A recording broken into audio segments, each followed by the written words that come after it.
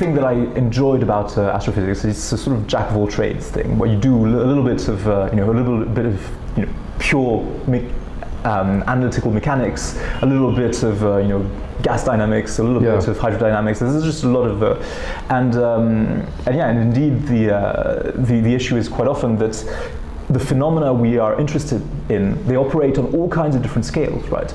And it's not always obvious which scale you're allowed to neglect in order to correctly describe the behavior you want to explain.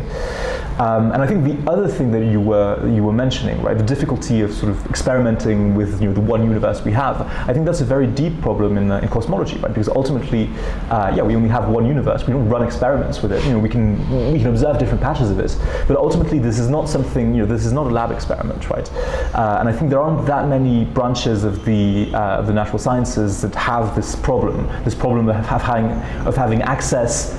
And actually, it's not even just having access to just one universe, but it's one universe viewed from one planet, really. Yeah. Because we've never observed anything from beyond the solar system.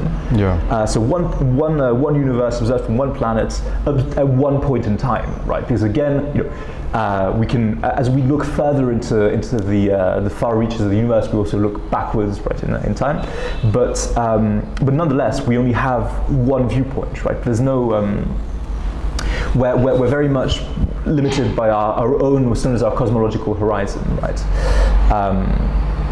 And I think that's an issue that is a long-standing problem, I think, for cosmologists, because how you can generalize from a system of which only one example is it's complicated, right?